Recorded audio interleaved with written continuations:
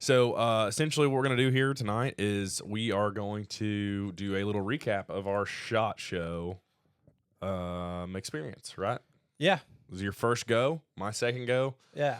Lots of networking, lots of, cool stuff. Lots of like culture. Yeah. Las Vegas is a different place, Yeah. dude. Especially if you're used to like any kind of moral standard whatsoever. Yeah. Like especially like some country boys like us. Yeah. Yeah. That was an experience. I loved SHOT Show, but Vegas ain't for me, dude. It is not for me either.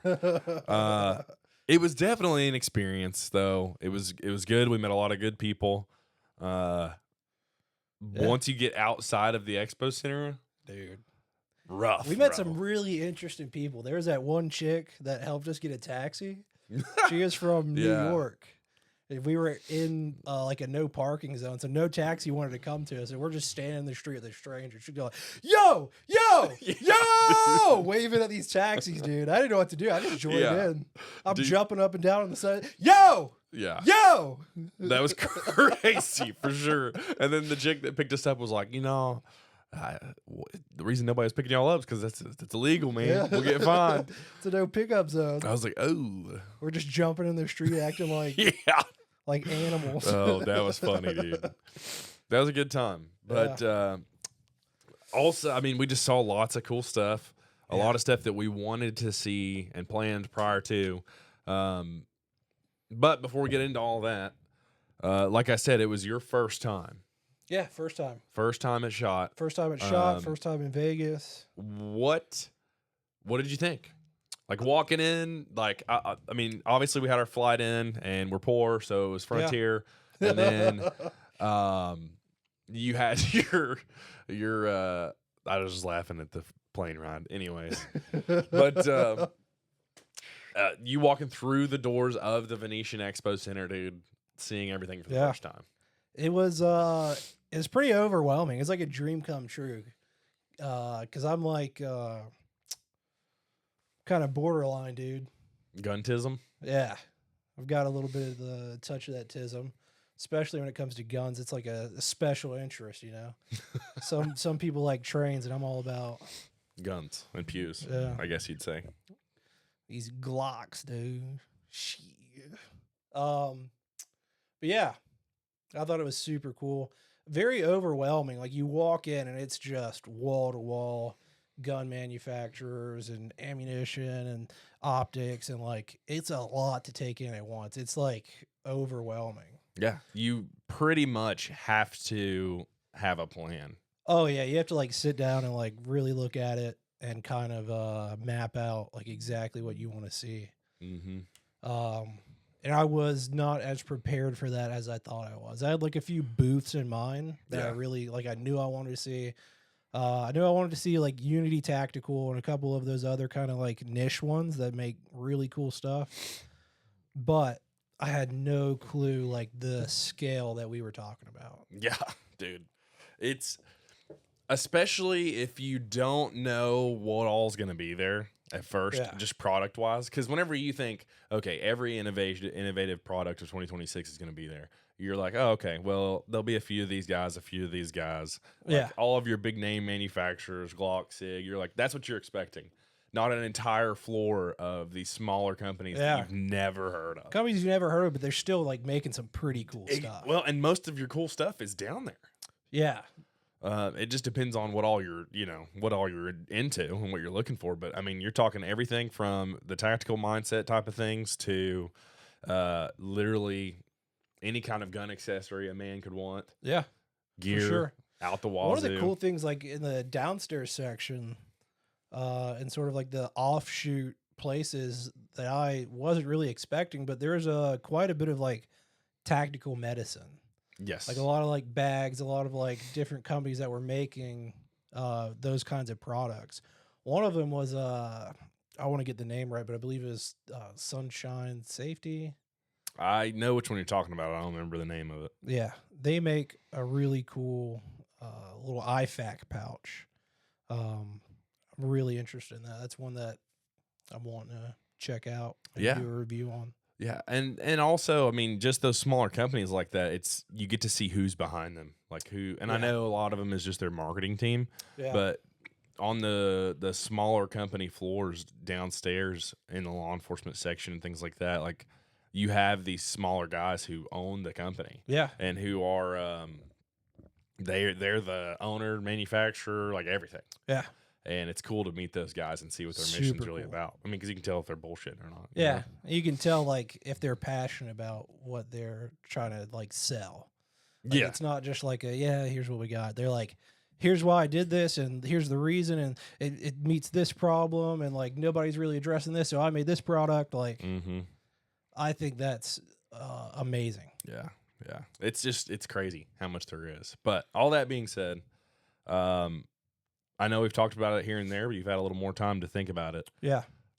Gun-wise, not like innovative products in general, just specifically firearms only. What was it that like stuck out to you the most that you really like to see and that you either are going to own in the future, do own now, whatever you've done? Like which product's it for you? It comes down to probably either the BRN 180 or the FN 309. And the BRN, that one isn't exactly new. It's been out since Shotshow of 25.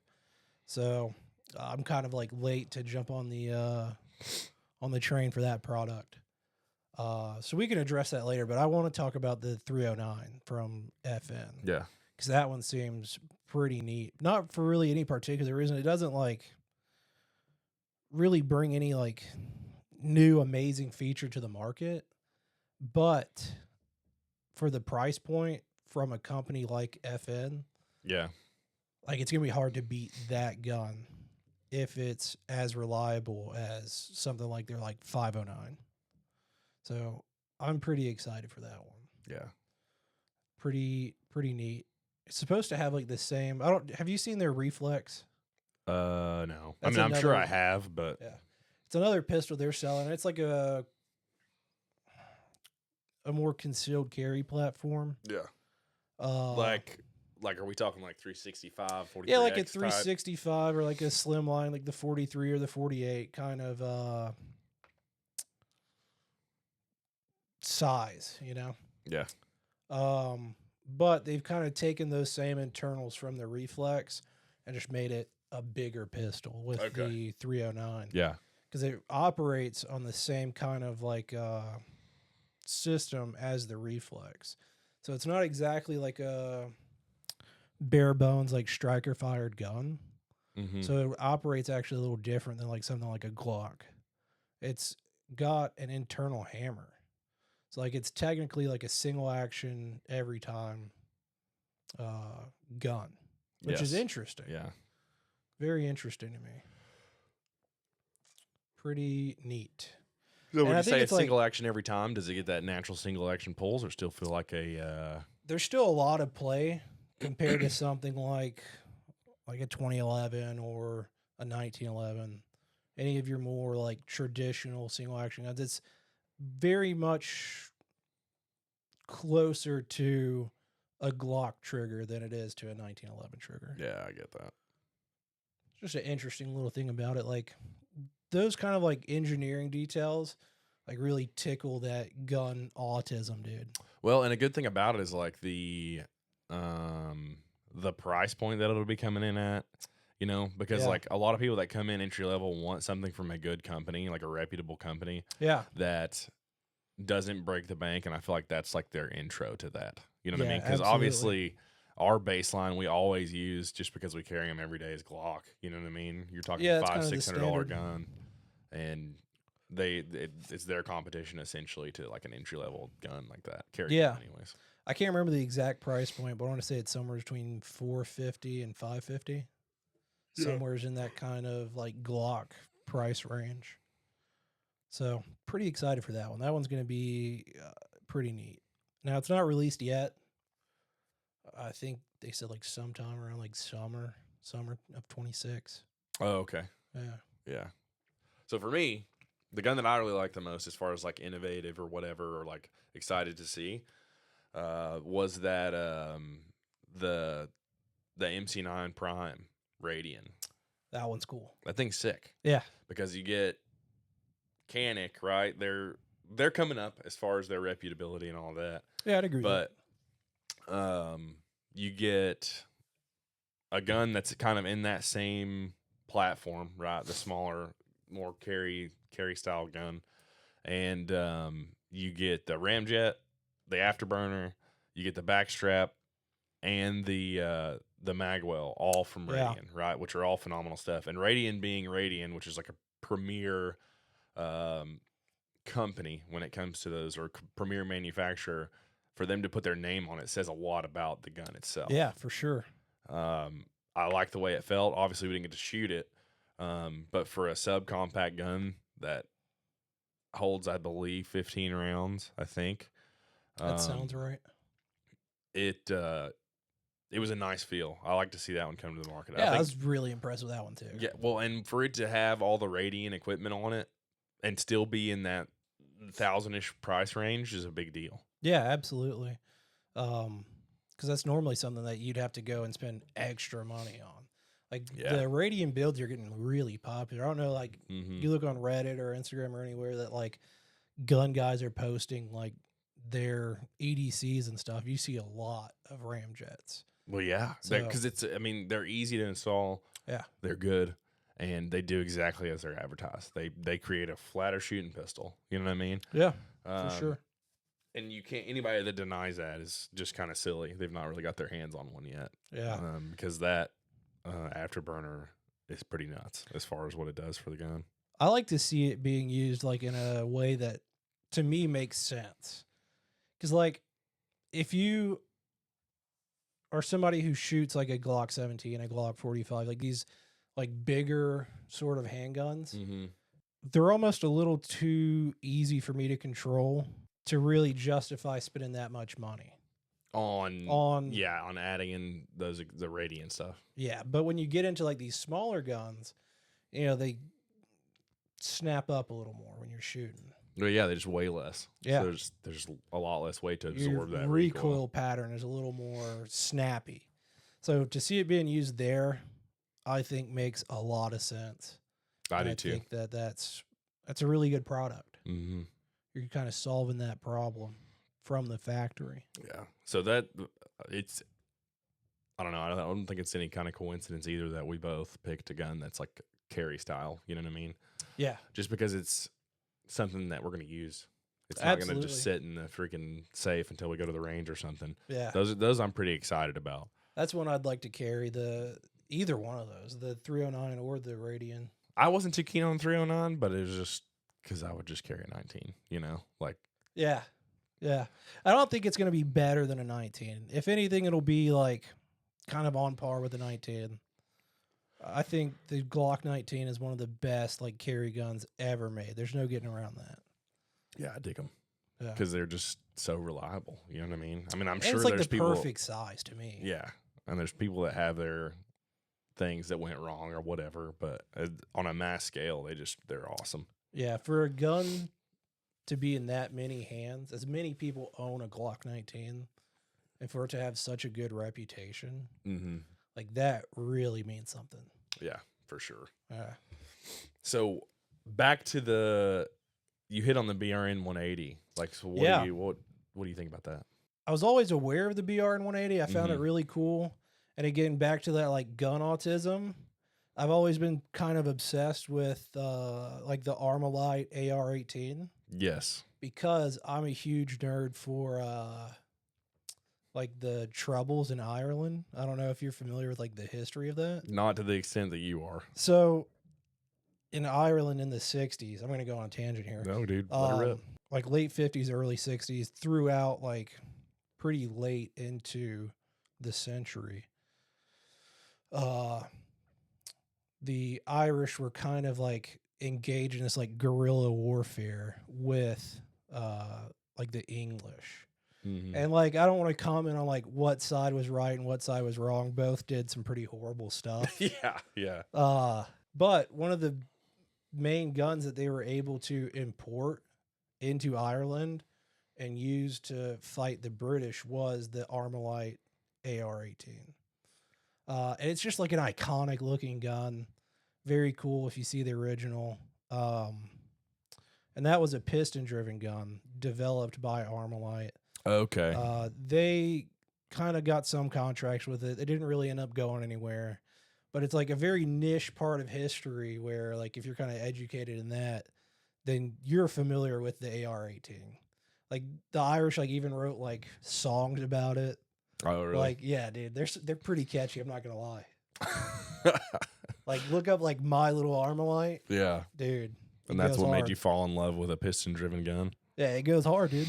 But so now the BRN 180 is like a modernized version of the AR-18. So the one specifically that I really like is the Gen 3. They've moved the charging handle over to the left side, which is a feature I really like. It's now non-reciprocating, which means that that charging handle is like flying in your face and like every time you pull the trigger. Yeah. It's really neat, dude. It's compatible with like all of your already like mil spec stuff. You can throw the upper onto like an AR-15 lower. Mm-hmm. Well, it's a monolithic upper too, isn't it? Like a monolithic rail. No, not exactly. It's it not? like detaches. The handguard like comes Oh, off. okay. Yeah. So not exactly, but very cool gun. They come in 5.56 or 300 blackout, and I'm actually working on getting all the paperwork squared away right now with the ATF. I'm building out an SBR. I love those guys. Yeah, The ATF. they suck, dude. We would never say that about a federal agency. Anyway, so building out an SBR, gonna do a 9-inch 300 blackout. Gonna throw on the Otter Creek Polonium 30. I'm pretty darn excited about it, dude. Yeah. We'll do a review on it. It'll be up on the YouTube. With that being said, I'm going to snag up an old Jackal 300 blackout. Is it the same exact platform? No, but it's sort of like PSA's answer for that type of gun. Yeah, absolutely. I like it. I didn't even really handle it that much while we were there because I really like the 9SD as far as the Jackal goes. I just think the Jackal's a cool platform. It's a neat platform. It's really cool. You know, it looks cool. Are there some issues with Palmetto's quality control in the past? Of course, but they're definitely showing what they can do. Definitely. The Saber line, anything Saber is pretty great. Yeah. Well, what's cool about it is that like it's sort of like the Scar or the MCX we have at home. You know, because it's affordable.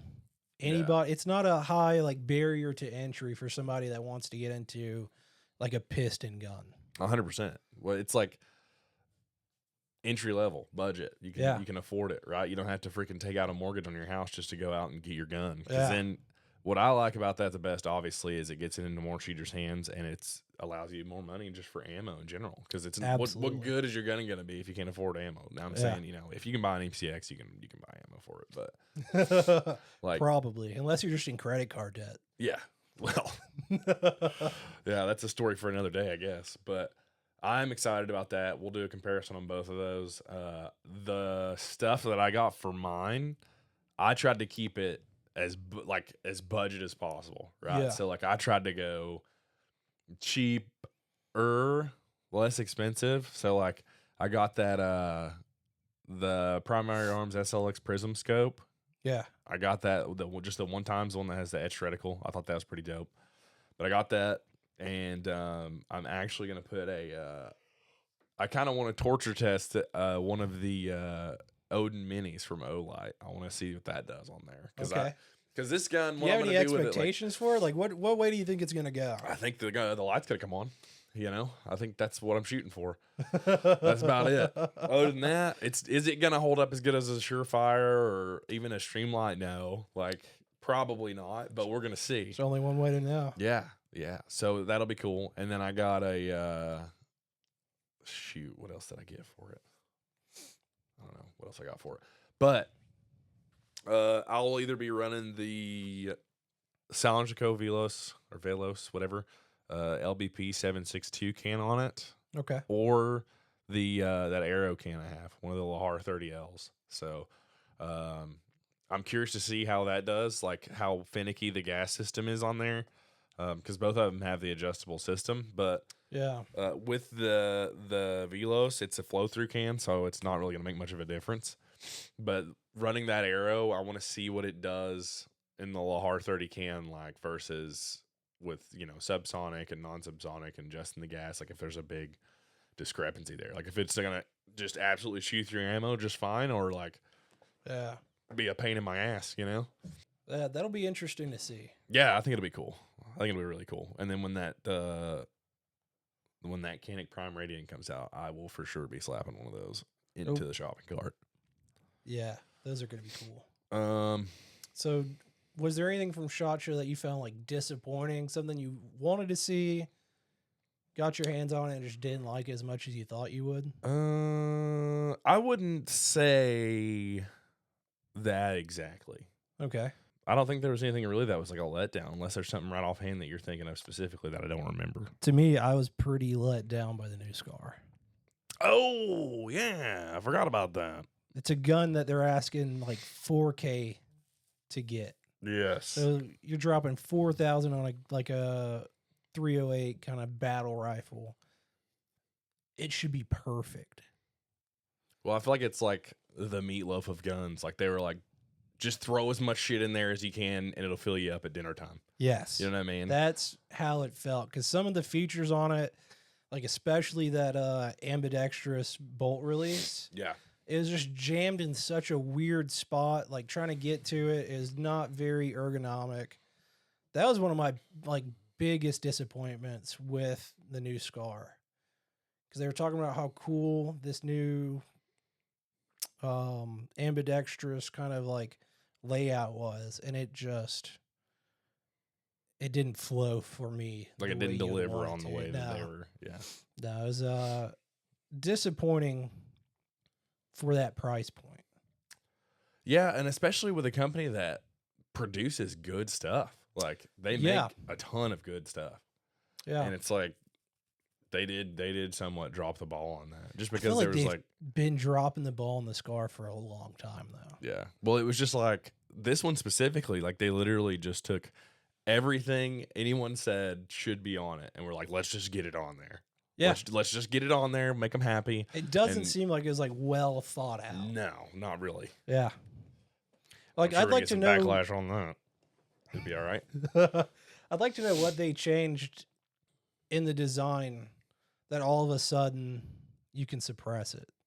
Because before this generation of Scar, like one of the big complaints was like you can't suppress it or it voids the warranty. Which is crazy to me. For a $3,500 to $4,000 gun, you can't put a suppressor on that. Is that like was that actually a fact though? Like, is that for real? A bona fide fact, dude. If you put a suppressor on there and anything happened to that gun, the warranty was voided. Well, that before sucks. This generation of Scar.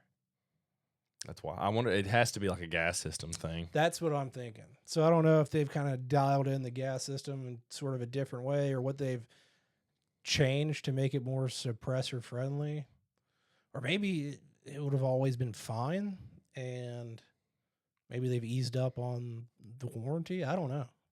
I don't either. It's a strange thing not to have, especially today's day and age. But especially like a gun as robust as you would expect the Scar to be. Yeah. And like it's a huge gun. Well, and we're also in a world where everybody suppresses literally everything that shoots. Yes. Like if it goes bang, there's probably a can on it somewhere. Absolutely. Which is a good thing. And that was another thing I really liked seeing. Yeah. All the different, many. You could go through that whole place and every booth had a different kind of suppressor. You could not throw a rock in that place without hitting a suppressor. Yeah. That was cool, man. Because I think, is it ever going to truly be a common use item and taken off of this non-existent registry? Probably not. It'd be pretty cool though. But it is what I do like, and I know I talk about this company a lot, but like companies like Tuna Cans, who make a quality can. From what I can tell, I don't have one yet, but at an affordable price. So it's like, are they cool? You know, do they make the gun quieter? Sort of, but like the hearing protection side of it is the big thing, especially in law enforcement. You know what I mean? Absolutely. Like if we're inside of a building or something and somebody has to cook something off, you're not gonna. There's no hearing.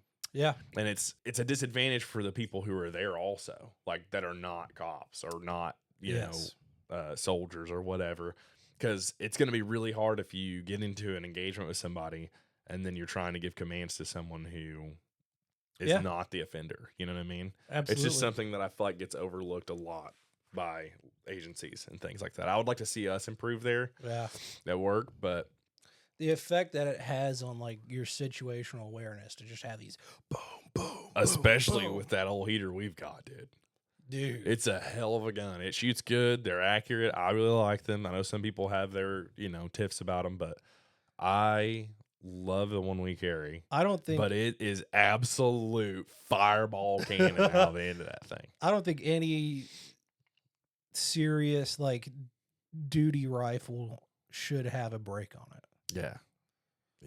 Whatever you gain in accuracy, you're losing in situational awareness because of how loud it is. You're losing in like flash signature. Well, especially us being on nights. Yeah.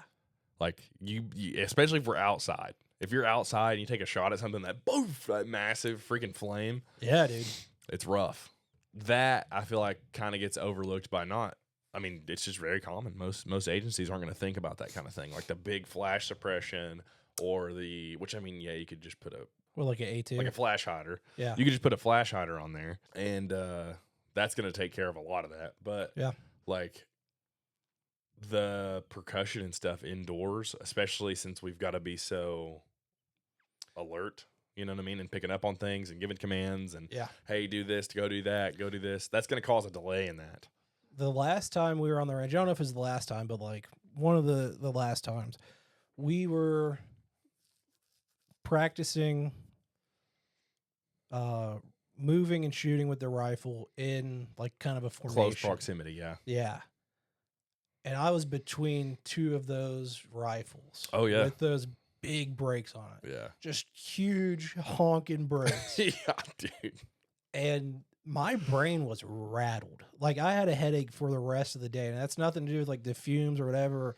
It was straight up the wave of percussion passing through my skull. Coming from both sides, dude. Just absolutely wham, wham, wham. Yeah. Just tearing me up. Well, and that's like nobody really thinks about that stuff until we have an incident like we did last year where we're like stacked up on top of each other, sending rounds. You know what I mean? Like suppressing this dude just down. Yeah. And it's like, especially those of us that weren't in combat or anything in the military. Like, it's like, holy shit, we didn't think about that. You know what I mean? Like, all right, we need to go back to the drawing board. Yeah. Yeah. Because this thing cooking off in my face is just not working. Absolutely. Now, yeah. Or at least that's what was the general complaint amongst people who were there. Absolutely. You know what I mean? There was people everywhere, right on top of each other. And I mean, just as well as I do, most of the houses we go into are not exactly mansions. So they're not huge. You know what I mean? There's not a lot of space in there. So any kind of and I mean, we're not getting in gunfights all the time. Hopefully never, knock on wood. Hopefully we don't have to deal with that. But when we do, it'd be nice to have some sort of sound suppression. Yeah, you know absolutely. What I'm saying? Like, I mean, now, even if you're shooting a 9, it sucks inside. It's not the same as no, it's not the same. 5.56 with that giant brake on it. Yeah, no. That would suck indoors, dude. Yeah, I know, dude. That'd be awful. I know. Now it's way better than like not having a rifle. 1,000%, dude. 100%. I'd way rather have that rifle with the brake on it, but we can always make little improvements. Yeah, for sure. And I mean, it's as simple as swapping out a muzzle device, honestly. Yeah. But all that being said, I like where the suppressor market's going because it's going to make agencies like ours more apt to make those purchases. You know what I mean? Absolutely. More affordable, and the more that, because there was a lot of manufacturers of suppressors there. Yeah. Like we said, like you couldn't like throw a rock without hitting a suppressor. The more that suppressor technology develops and innovates and becomes common, the more that price is going to go down, the more that it becomes like a very normal accessory, like a flashlight or a sling. Yeah. Like that's where I'd like to see this, like and it's almost there already. Into. Yeah, you know what I mean. It's Absolutely. getting there because for every person walking in that place, you know they at least have one suppressor. Every single person that was there. You know, I'd say just about. Yeah, but it's a lot of cool stuff, man. I enjoyed it. I had a good time. Those were all like my favorites. Now, so you really liked the Saber 11 too. I did. So Posados, good lord, Palmettos, Palmetto, Palmetto, Pimento Sandwich Armory. Palmetto State's 2011 was pretty sick. Did we see it last year? Yeah, but this year, the ported version, that one was pretty sweet. Right, it's full size, 2011, double stack 9, all that. I liked the weight of the gun a lot, which I mean, you know that I like to carry a big gun anyways. Like I really enjoy heavier guns, but what I liked about that one was just like all of the other guns that Palmetto makes, they're trying to get guns in the hands of people that want them. There's going to be people out there that want to run a double stack 2011 race style gun. Am I saying that's a race gun? No. But what I'm saying is it's an introductory weapon that brings you into that world without breaking the bank. Yeah. I don't remember what the guy said the MSRP was on it. I don't think it's anything crazy. Probably in the 1,000 to 1,200 range, I would say. That's what I'd imagine. But the machine work on it was really nice. Like there was no like real like shitty cuts or like the serrations were good on it. I really liked that grip. I don't remember what brand of grip it was that they have partnered with or collabed with to make it. But I was really impressed with that. I liked it a lot. Yeah, it was a cool gun, and especially it coming like ported from the factory. Yeah, that was really neat. Yeah, one of the things that like stands out to me when I think about the Saber 11 is for that price point, we're kind of suspecting somewhere around maybe 1,000 to 1,500. And then not far from PSA, we went and walked over to the Staccato booth, where you're looking at a similar concept of gun. Obviously, they're not done on the same level. There's a lot that goes into like the Staccatos. Oh yeah, but you're talking about some of those guns are $4,000. Yeah, dude. Yeah, the XCs for a pistol. Yeah, the XCs are pretty gnarly. Which, for the competition world, that's not insane. But for an entry level person who's doing this stuff on the weekends, maybe dry firing throughout the week, to try and get to that level where they're getting sponsorships or just getting into the sport in general. Yeah. That's just not doable. You know? But my thing is like for somebody like you or me, I'm a pretty intermediate shooter. I can handle a firearm pretty well. I'm not Ben Stoger. I'm not Jerry Mikulek. Do you like really believe that somebody like you or me would be able to notice a $3,000 difference between a Saber 11 and a Staccato? Well, as in like somebody that's not shooting them every day but knows their way around a gun? No, probably not. Yeah. I mean, I'm sure you could tell some differences, but it's not. Probably a cleaner trigger break. Well, for sure. Definitely a better fit and finish. Yeah. A lot flatter shooting. As far as the shooting experience, I can't imagine a $3,000 difference. You can't justify a $3,000 difference, I believe is what you're trying to say. You couldn't justify that because I couldn't for sure. Yeah. Like, especially if I'm not using it every single day. It's just one of those things. Like the Staccatos are cool as hell. Oh, yeah. They're not. And they shoot so good, dude. Yeah. Yeah, I've shot. I haven't really got my hands on them. What is it? The SD? Is that the one that takes the Glock mags? Yeah. That's the HD. HD. I shot one of those last year, and I loved it. It was phenomenal. Because I really don't like the 2011 guns, like with the grip safety. It drives me crazy. Like I'm not gonna I don't like 1911s with the grip safety. Like I'm just not a grip safety guy. Which I mean I know you can pin it and all that, but yeah. Since that's gone on the HD, that thing just ate. Like, I mean, I could just send it as fast as I was thinking about shooting. That thing was going off, dude. Yeah, it was a nice gun for sure. Hell yeah. That's just personal preference. That's my big old A-pans not being able to do shit right, you know? Yeah, that's not the gun. It was not on the gun. Like a gun with a grip safety is totally fine. It's just, for some reason something doesn't compute. It's your personal preference. Yeah. Yeah. What else do we like? You had a pretty good hankering for that Inglis, the 2035. That thing was cool, man. What I liked about it was they took the high power platform and gave it all the upgrades that the 1911 has gotten. Yeah. You know what I mean? Like you had the accessory rail, the more aggressive grip, and it had a different module on there so you could change those grips out just like any other high power. Yeah. The Optics trigger, ready. Yes, optics ready. That was sweet. The trigger, phenomenal, which I mean, they're good on the original high powers anyway. Yeah. But it was cool to see all of the innovation we've seen to the 1911 that's brought it to the 2011 on the high power. That was neat, man. And it was just a big, heavy gun. Like, I really liked that. Yeah.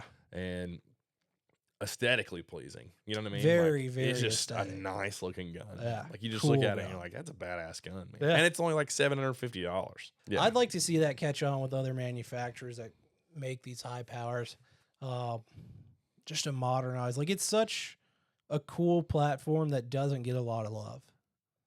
They're such cool pistols. Especially like, because I'm like a nerdy, autistic, like gun nerd. If you have spent any time like researching like the life and times of John Moses Browning, like it's really cool to appreciate where he started, and like one of his like final designs that he sold to Fabrique Nationale was the high power. Like to kind of see like the evolution over time. Yeah. To like, he pretty much invented like the first of these like Wonder Nines. Have you ever heard that term? Mm-mm. It's like the Wonder Nines are like what kind of kicked off like where we are today with 9mm handguns. It's like not only did he invent these like really like kind of early on guns that we would think of as primitive, like a 1911 or some of his designs before that, but he got us to where we are today. Like he set the foundation for where we are with the commonality of like a double stack 9mm handgun. Yeah. Like if it wasn't for the high power, I don't think there would be a Beretta 92. If it wasn't for like the Beretta 92, I don't think there would be like a Glock 17. If it wasn't for like the Glock 17, I don't think we'd have like sort of like that snowball of innovation. Yes. Yeah. Like that started, in my opinion, with the high power. So it sucks to see it kind of get abandoned over the years and really not get the love it deserves. Mm-hmm. Which is also frustrating to see how popular 2011s are now. Yeah. It's like we had the high power the whole time. You know? Yeah, but I mean, you know, it's just like anything. Something's gonna take, and then just so happened to be the 1911 that took. I think it was just that like iconic look of a 1911 though. Because even if you don't like 1911s, they're cool looking. You know what I mean? Like, and like for me, my first like real that I can remember was seeing Samuel L. Jackson pull that freaking one out in Pulp Fiction. That was my first, like, I'm sure I saw other ones, but like that was my first one, dude. When he's sitting at that diner or whatever, and he's just got it pointed at the guy. Yeah. I was like, that's a badass gun. One of my first when I was like becoming like gun aware. Have you seen Longmire? Yeah. The 1911 that Walt Longmire carried in the show. Loved it, dude. It had like the elk antler grips. Oh, dude. So cool. Yeah. Yeah. Dude, and well, actually, we don't have to go into all of the ones that I remember as a kid because they're coming back to me, you know. But we've talked about guns that were budget. Okay. Ish. I loved that Knox 9 from Jacob Gray. That thing was nasty, buddy. I don't have $5,800 to spend on it, but that was sweet. Yeah. Because what I liked about Jacob Gray were the individuals at the booth. The people that are there. They were awesome. At Jacob Gray. And they are such good people. Yeah. And that gun was sweet, dude. Like you talk to them, you could tell like those aren't just people working at like they build we were talking to the people on the manufacturing line. Yeah, it was cool, man. And that Nox 9 was, I would have loved to have shot it. Because it was the first, like, were there tons of good guns at SHOT Show? Absolutely. Yeah. But it was one where, for some reason, dude, when I held that thing, I was like, okay, this thing's badass. Yeah. This thing would be a phenomenal shooting Well, gun. like, everything you wanted was there. Like, the weight, the grip angle, the trigger. So good. It's a hard R on that trigger, dude. The port looked nice. It looked like their version almost of like a Pit Viper from Terran. That's kind of what it looked like. And that gun was phenomenal. I will own one day. It's just, when am I going to have $5,800 extra laying around? I don't know. Yeah, we'll figure it out. But that thing was nice. Yeah. That was easily my favorite like high-end gun. Yeah. I mean, outside of like the big giant 50s and stuff like that. There's a lot of cool stuff there, dude. Yeah, for sure. Another thing I wasn't super impressed with, and this is like probably a very like petty complaint, but I was really excited to see the new Surefire RC4. It was heavy as hell. Yeah, that's what I thought too. And I think they're kind of ugly. That's just personal preference. Well, they are pretty ugly. Yeah. I'll just make that sort shit of up. like phallic looking. I do not like the design of it. No, but I mean, the big thing is the weight. Like, I was like, dang, that thing is heavy, dude. Yeah, for sure. But I don't know enough about it really to like comment on it. Yeah, I don't know like how well it performs, because like if it's just the best suppressor on the market, then maybe I can deal with the weight and the just god awful design features, like the aesthetic. Yeah, dude. It looks like the dude from the Goonies if he was a can, on the end. Yeah. I was like, oh, come on. Surefire to be as elite as they are and everything, like, come on. I mean, for it to look like it looks, I don't know how many of like the audience members have seen it. Just It's look up Surefire RC4. You'll see exactly what I'm talking about. There's no way to have made it look like that on accident. No, it looks like an uncircumcised suppressor. Yeah, exactly. Like, oh, shoot. It looks like, we don't have to get too graphic. Yeah. Just look it up. Just take a look at it. Yeah. First thing that comes to your mind, you'll know whether your mother loved you as a child or not. So, what did you think about that? Was it the new EOTech that you looked at there for a minute? Yeah, their pistol dot looks pretty cool. And it was called the E-Flex, like CT, maybe? Let me get the actual name. It's a enclosed dot. Very similar to like the Vortex Defender. A similar price point to the Vortex Defender. It looks pretty promising. Very good price point for an EOTech product. If it comes with that same kind of like EOTech reliability that like it's the EFLX CE. The E-Flex CE. Yes. Okay. I think that's what I said. I don't remember if that's what you said or not. I Me don't neither. But yeah, that one looks pretty promising. I love enclosed dots. Yeah, me too. I don't see a point in spending a lot of money on a dot and not having it be enclosed. Like, it's just one less failure point to have to worry about. Well, and those were, for it to be like considered a top end, it wasn't like that pricey. I think it's like, like five something. I want to say 4 and some change, maybe 5 and some change. Yeah, nothing. It's not. Is it more expensive? Sure, but is it that? That's not crazy. I mean, when you compare that to like Trigicon prices, like $479. $479. That's not bad. Especially when you're looking at like some of these Trigicons are like $1,000. 1,000 and some change. Like, how much is an SRO right now? Like 1,200. Trigicon SRO. I'm not sure. I bet that's high. I want to say it's around 1,200, but I do think they came down on their prices recently. Yeah, that one looks cool. They've absolutely ruined the aesthetic of the EXPS3. The new EXPS3 HD looks god awful. It's like some kind of like futuristic-y. It looks like those really cheap, like Sightmark Amazon optics.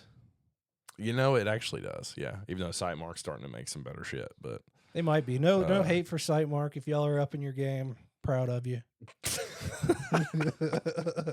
Yeah, but they set the stage for themselves to begin with. So that's on them. Yeah, by making like airsoft quality optics. That's what it looks like. It looks like if there was an EV version of a sight, that's what it looks like. Awful, dude. I cannot believe because the EXPS3 and even the 512 look amazing. Mm-hmm. It's one of the coolest looking, most recognizable optics on the market. Maybe the most recognizable optic that has ever existed. Mm-hmm. And they just, like, in one single release, like, it looks terrible. I cannot stand the way it looks. It looks bad. Yeah. Well, good thing they're not just trying to sell them to us. Yeah. Oh, jeez. I don't know if I haven't heard anybody say that they like the way it looks. Well, I didn't even know it was a thing until we got there, to be honest with you. But yeah, Shotshow is cool. There's like too much stuff even to really like see everything. Not only was the like innovation in the products cool, but what got me this year specifically was the amount of individuals that were there that were like celebrities. Yeah, dude. That was pretty cool. I saw Anderson Silva while we were there. That was neat. That was neat, dude. I got to see the champ. Yeah. You met Hoist Gracie? Yeah, I got to get a picture with Hoist. That was super cool. Who was the other girl that... Michelle Watterson, dude, the karate hottie. She was cool. A nice lady for sure. Yeah. Moving on. No, but it's cool because the reason that's significant is like they're just hanging out in there because they like guns like we do. You know what I mean? Like there was no like, oh, this person's at a higher like on a pedestal compared to everybody else. I mean, the one guy kind of was, but he always is everywhere he goes because he does that even though he has a partner mechanic. But he was cool too, you know? He's nowhere near as cool as Anderson Silva. No. And the coolest thing was like we'd be sitting there bullshitting and literally just turn around. He's just standing there. Well, he's also, we don't have to say his name, but you see like the crowd like part, like it's the Red Sea, and you don't see him first. You see like the 20-year-old women that he's surrounded by, because everywhere he went, there was this crowd of like young lip filler, breast implant women. This must be taken out. I absolutely will. I'm editing. I'm not taking this out. I didn't say his name. I'm not calling anybody out, but I'm making an observation. You're going to get this fire put out before it even starts burning. I'm making an observation. If people can guess who it is, that's fine. But somebody in the gun space who was absolutely surrounded by enhanced women everywhere he went. That was odd to see. It is a little different. Because I almost thought it was just for like the videos and stuff. Like he brought the ladies with him, and that was strange. Yeah. There's some strange stuff you'll see. Yeah. There is one group of people, or a couple people, I guess, not really a group, that I wanted to talk about, dude. Be more calculated. Those guys are awesome. Dude, they were awesome. They were cool. We only got to like meet them and interact with them for like a minute or two. Yeah. High energy, cool guys. Yeah. Awesome guys. Just normal dudes out here doing what they love. Having a good time, getting to enjoy shot. I believe it was their first time. I think it's what he was telling me. Cool guys, man. Yeah. Cool guys. So be more calculated. Check them out for sure. Yes. Very cool guys. But overall, you had a good time. Yeah, that was super cool. What are we going to do different next year compared to this year, though? So I just want to be much more organized.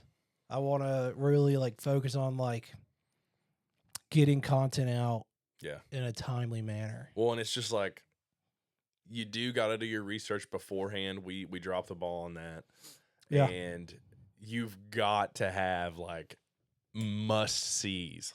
Yeah. And you've got to lay the layout of that place is so massive that you really, excuse me, you need to pre-plan where you're going. That way you can lay the booths out in there on the map or in the app. Because like the app will tell you exactly where to go, but good night, it takes a second to figure that thing out. Which granted, it's made improvements just from the last time I was there to now.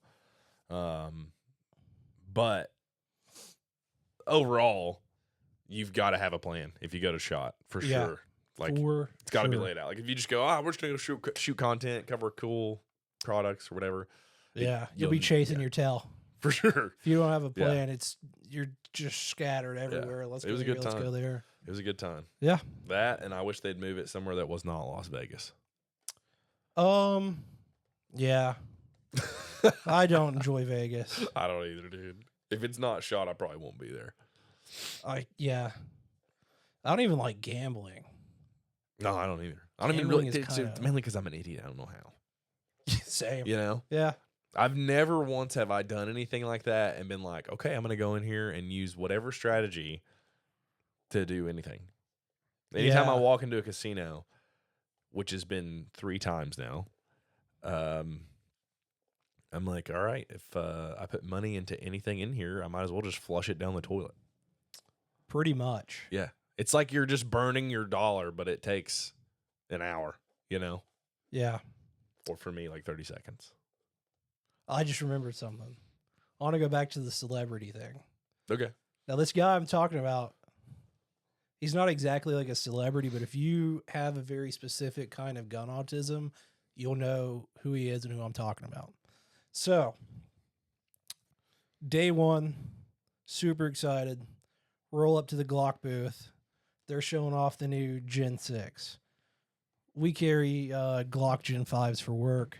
I'm super excited to see like the new features on the Gen 6. I'm at the booth checking it out, got it in my hand, kind of playing with it, feeling it out, loving it. Glock Gen 6, it's awesome.